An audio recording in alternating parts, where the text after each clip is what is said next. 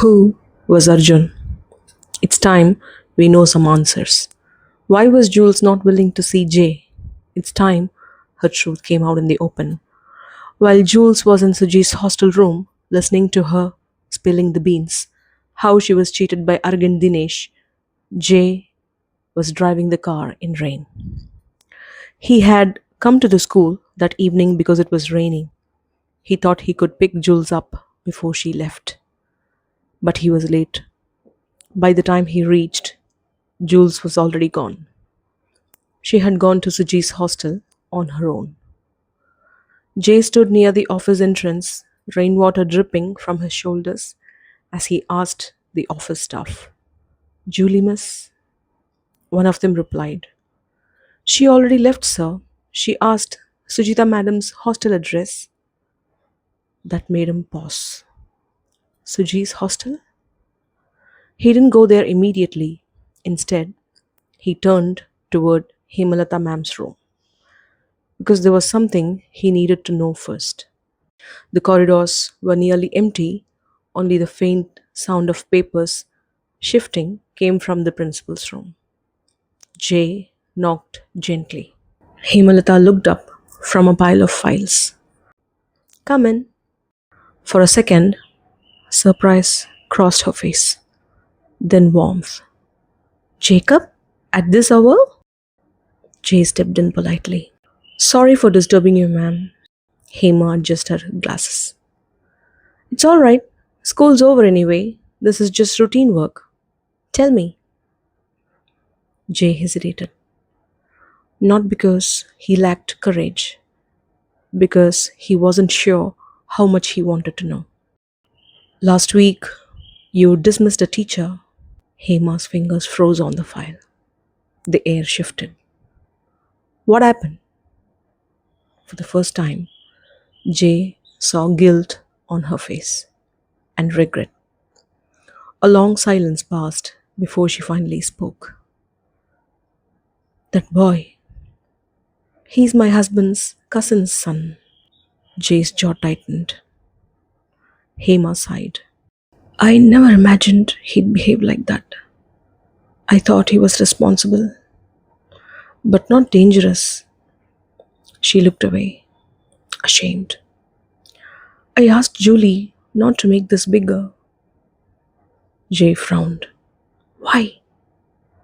Hema's voice lowered. If the police got involved, school's reputation. She couldn't finish. Jay's tone sharpened. Not angry, but disappointed. Jules didn't tell me anything, ma'am. I asked Suji. I wanted to hear it from you. That hurt more than the accusations. Because honesty leaves no room to hide. Hema almost pleaded now. I promise. That rascal will never enter this campus again. You don't need to worry. Jay held her gaze for a moment, then nodded. But inside, he was already furious.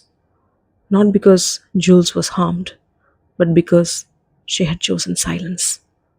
Again. By the time Suji and Jules came downstairs, a familiar car waited near the gate. Rain droplets glimmered under headlights. Jay stepped out casually. Suji blinked. How come you're here? Went to school. They said she was here. It's raining. I thought I'd pick her up. Simple, effortless, dangerously caring. Suji looked at him, then at Jules, who was quietly slipping into the back seat. And one thought screamed in her mind. This man loves her more than he realizes. But this fool still doesn't see it.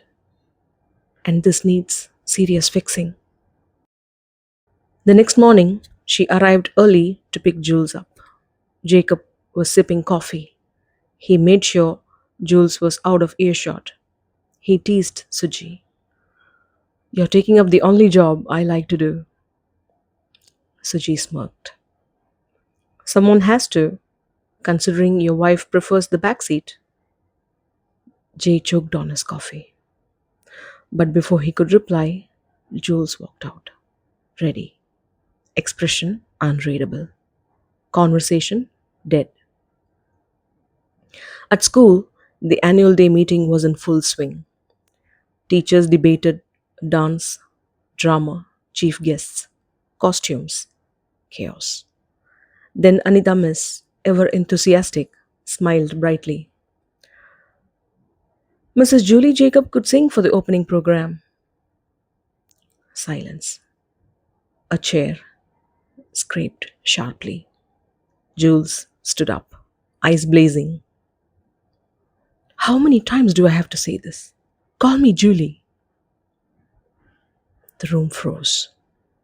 Even ceiling fans seemed louder. Everyone stared. Hema ma'am's expression shifted instantly. Suji stood up quickly. She means professionally. Just Julie is fine. Anita awkwardly nodded. Meeting continued, but the damage lingered. That evening, the ride home was quiet. Too quiet. Until Suji finally asked, "It's just a name. Why do you react like that in front of everyone?" Jules had been holding it in for days, weeks, maybe longer.